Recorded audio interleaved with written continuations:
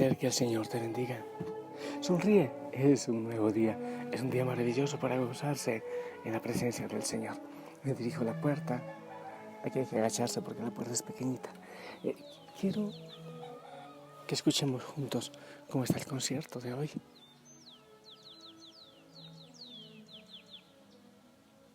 Muchos pajaritos han tenido frío. Por allá escucho a Isaías, el gallito. Espero que tú también te unas en adoración, en alabanza. Estaba pensando que hace días no danzo con sinfonías y demás. Le ruego al Señor que llegue una vez más el tiempo de la danza. Mi corazón siento que hay veces parece una veleta en la oración, en la vida espiritual, y también les toca a ustedes vivir como que se sube y baja, de manera especial cuando hay tanto dolor en la iglesia y tanta cosa. Pero bueno, que eso no nos lleve a vivir tristes. Un santo triste es un triste santo, dicen por allí. Hay que vivir en alegría, en gozo. Claro, los viernes nosotros oramos por nuestra conversión y como que recordamos con un poquito más de dolor, será, nuestros pecados. Pero siempre con la alegría, con el gozo de la misericordia del Señor. Así que anímate, hoy va a ser un día hermoso, tómale la mano al Señor, gózate en Él, en medio de todas las dificultades, que sea Él quien dirija tus pasos. Nosotros oramos contigo por toda realidad, por la enfermedad, por el dolor, por el pecado, para que salgas de Él con la ayuda del Señor, con su gracia. Que venga el Espíritu Santo, es lo que necesitamos, la fuerza del Santo Espíritu que nos dé fortaleza. Haber encuentros próximos de Osana en el mundo. Bueno, pues creo que el de México es el más pronto. Así que animar a toda nuestra gente hermosa mexicana a ir a este encuentro de formación de hogueras y espiritualidad en la Ciudad de México. Vamos a compartir la palabra. Antes estamos hoy pidiendo intercesión de Santa Cecilia, Virgen y Mártir. Y pedimos por los músicos, patrona ella de los músicos, tantos músicos que sirven, los bendigo. Que Santa Cecilia interceda por ustedes grandemente hoy. Quiero compartirte la primera lectura. ¿Estás de acuerdo? Gracias. Del libro de los Macabeos. En aquellos días Judas y sus hermanos se dijeron: nuestros enemigos están vencidos. Vamos pues a purificar el templo para consagrarlo de nuevo. Entonces se reunió todo el ejército y subieron al monte Sión. El día 25 de diciembre del año 148 se levantaron al romper el día y ofrecieron sobre el nuevo altar de los holocaustos que habían construido un sacrificio conforme a la ley. El altar fue inaugurado con cánticos, cítaras, arpas y platillos, precisamente en el aniversario del día en que los paganos lo habían profanado. El pueblo entero se postró en tierra y adoró y bendijo al Señor que los había conducido al triunfo. Durante 8 días celebraron la consagración del altar y ofrecieron con alegría holocaustos y sacrificios de comunión y de alabanza.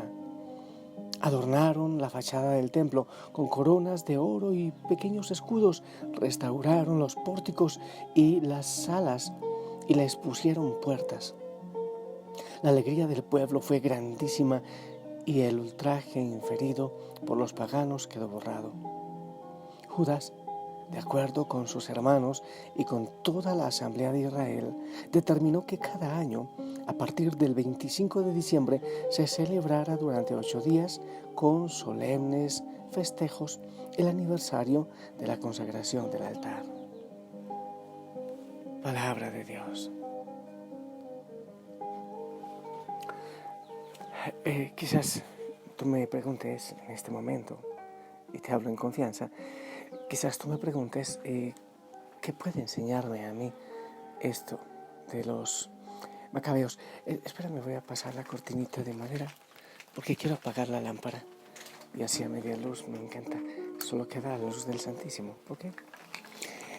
Entonces pueden preguntar, ¿y esto qué nos enseña esta lectura? Bueno, Yo no soy muy bueno por la historia, te lo cuento, te lo comparto. Bueno, no tengo yo una casa de citas en la cabeza donde me estoy acordando de una cita, de un texto, de una fecha, de un nombre. No soy muy bueno para eso. Santos y sabios nos ha dado la iglesia, tiene la iglesia, pero yo no soy uno de ellos. Solo tengo algunas informaciones, a veces algo vagas, y a veces pueden ser erradas, no puedo negarlo. Bien, el pueblo de Dios, en medio de la obediencia, de la desobediencia, en medio de los pactos con el Señor que cumple, el Señor que es fiel, que es misericordioso, el pueblo que una vez más falla, que mete las patas. En medio de ese ir y venir del pueblo de Dios, fue esclavizado, fue acabado, fue destruido por grandes imperios, sí. Algunos que venían, y eso lo hemos estado leyendo en estos días o meditando en la primera lectura, que emperadores, reyes, que venían con ganas de acabar con la fe del pueblo. Algunos les esclavizaban y les daban un poquito más de tolerancia frente al tema de la fe, pero otros venían con ganas de acabar todo vestigio de fe y de la adoración y del culto que el pueblo de Dios le daba a Dios. En medio de eso, hemos estado también reflexionando una mujer de los macabeos con sus 7 hijos que por defender una costumbre de no comer carne de cerdo o de no quemar incienso a los dioses, pues se hace matar cruelmente, les sacrifican, les martirizan y ellos lo hacen felices y alegres en honor al Dios verdadero en el que ponían su fe y su confianza. Así como esta mujer y estos hijos, seguramente cantidades de personas dieron la vida con fuerza, con ganas, con muchas ganas, para defender la verdad del Señor. Ahora, estudiando ese mismo devenir de la historia, después se da uno cuenta que de estos macabeos, que eran como unos guerrilleros, hoy se menciona a Judas y Matatías, que eran como los líderes populares que terminaron siendo guerrilleros. En algún momento alguien lleva un edicto del rey: ¿quién va a comer carne de cerdo? Obviamente estaba prohibido para la fe de este pueblo, y alguno muy orondo y campante va con ganas de comer carne de cerdo. Eso era una falta contra Dios. Entonces Judas va y le corta el pescuezo a este hombre y aparte de eso mata después al enviado del rey y se va al monte y se hace guerrillero, y muchos otros lo siguen, y entonces surgen los macabeos como un ejército guerrillero que se encargan de hostigar y matar y todo esto a los enemigos de Dios. Y dan la vida, me parece, bueno, sí, está en la historia. Dan la vida y se hacen matar y matan a muchos y derraman sangre y hacen que se derrame la sangre en honor a Dios. No soy yo quien va a venir a juzgar ahora la historia, es la historia, es el Antiguo Testamento. Ahora, ¿qué pasa después? Viendo más minuciosamente qué pasa con esos macabeos, qué pasa con este ejército. Pues, ¿sabes qué pasa? Que ellos triunfan, les va muy bien, y hoy está hablando de eso la palabra. Entonces está en una fiesta y 8 días de farra y de rumba y de música, y vamos a traer el karaoke y todo esto y la fiesta seguramente. Pero, ¿sabes cuál es, por decirlo así, el fracaso de ellos? Que consiguen buenos amigos. Amigos muy influyentes, que al tener éxito posteriormente, después al tener éxito, entonces empiezan a hacer maridazgos con poderosos, empiezan a conseguir amigos muy poderosos, y es allí donde empieza la destrucción. Y para que lo sepas, algo que parece escandaloso, los grandes enemigos de Jesús, que eran los fariseos, y obviamente por ahí los herodianos, que fueron primero Herodes, el primero, el grande, que intentó matar a Jesús pequeñito, y después Herodes Antipas, que es el que vive y el que reina en el tiempo de Jesús cuando fue crucificado. Ellos vienen precisamente de estos macabeos. Por allí, en medio del devenir del tiempo, de los cambios y las transformaciones, estos macabeos luchadores por la verdad y que mataban y se hacían matar, se hacen maridazgos con los poderosos, con los amigos, con aquellos que están de acuerdo. Y ahí es donde se acaba ese espíritu aguerrido. Yo no digo que era bueno o que era malo, es la historia, pero ahí es donde se acaba ese espíritu aguerrido que ellos tenían, que ellos vivían. En ese contexto estoy metiendo yo la lectura de este día. Ahora sí, vamos a ver la conclusión, porque el tiempo, como dicen por ahí, en la televisión el tiempo es costoso. Entonces, ¿qué aprendemos de esto? De esta entrega de los macabeos. Lo primero, hay una pregunta que uno siempre se debe hacer. ¿Cómo estoy yo dando la vida? ¿Es como el Señor lo quiere? ¿Cómo estoy yo derramando mi sangre o haciendo que otros derramen la sangre? ¿Es como el Señor lo quiere? Hay veces que no. Hay ejemplos que hay que tener muchísimo cuidado con ellos. Por ejemplo, una persona alcohólica, una persona que está metida en las drogas, ahora que hay tantas adicciones peligrosísimas con el celular y juegos y todo eso. Hay veces que personas se salvan porque el papá y la mamá tienen la capacidad de decirles: te vas a la calle. Y así pueden muchas veces cambiar la vida. La manera, claro, hay gente que dice: ay, es que yo me sacrifico, es que ese hijo mío es mi cruz, es que ese marido mío es mi cruz. Obviamente con ayuda profesional, con gente que conoce, ¿estás seguro que como estás viviendo y a veces matándote de esa manera es lo que el Señor quiere y es lo que le está ayudando a esa persona? ¿Estás seguro de ello? ¿No será que estás cayendo en la alcahuetería y haciéndole más daño que bien a esa persona? Primero, la manera como estás entregando la vida. Estoy hablando de los macabeos que se hacían matar y mataban. ¿Es esa la manera de Dios? Cuando uno ve la manera como Jesús enfrenta las cosas, ve algo totalmente distinto. Claro que son tiempos distintos, pero la pregunta cabe. La manera como estás dando tu vida. Claro, el Señor te pide la vida, pero es la manera como Él la quiere, como tú la estás dando. O de pronto eso le hace daño a otros y lo que hace es tranquilizarnos la conciencia. Es una aspirina mental, una aspirina psicológica.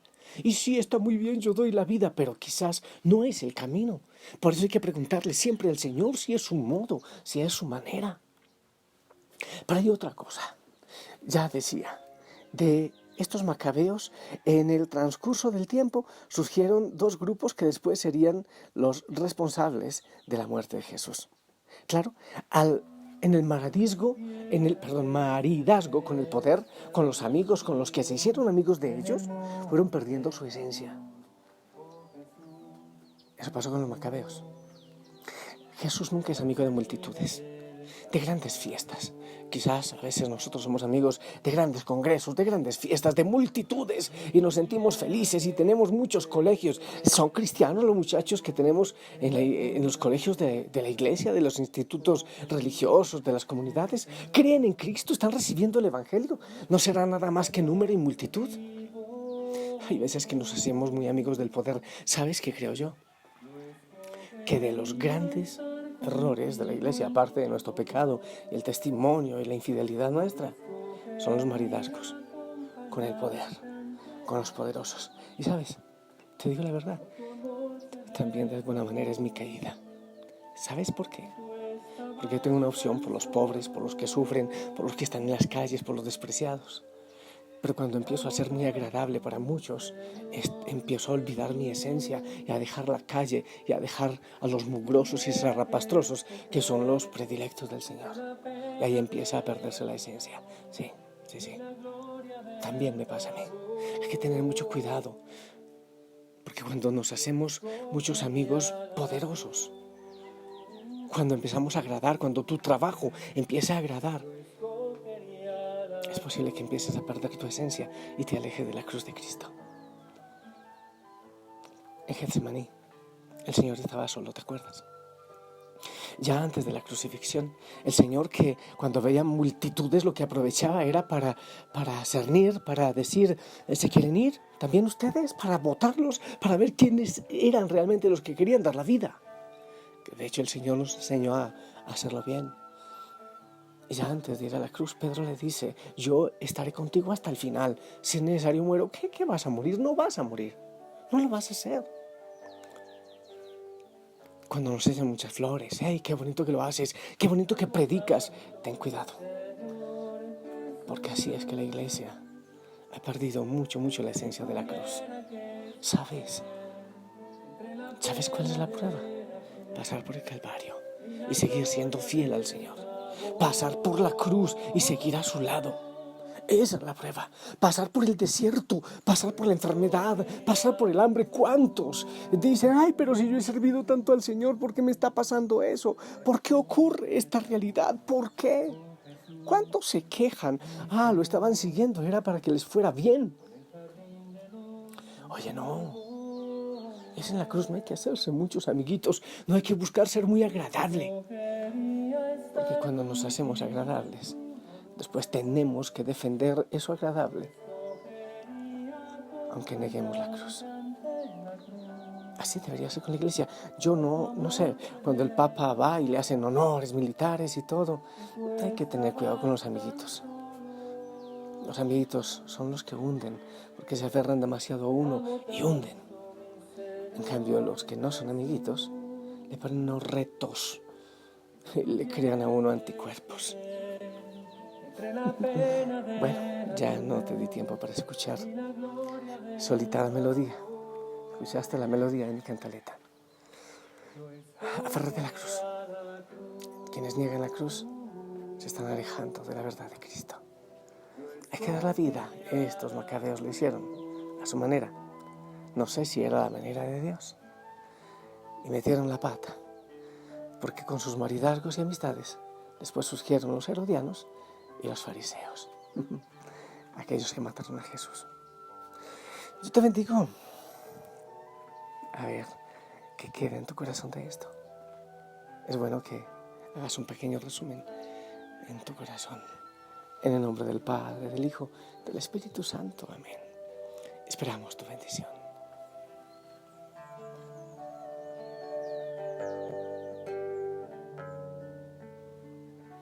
Amén, amén, gracias. Te amo tanto, mi Señor Jesús, pero también a ti te amo en mi Señor Jesús, en su amor. Que la Madre María te lleve de la mano. Abrazo grande, abrazos en casa. Y vamos a luchar, ¿ok? Que te desprecien. Al Señor lo despreciaron. Si Él lo permite, nos escuchamos en la noche. Chao. Yo escogería la cruz.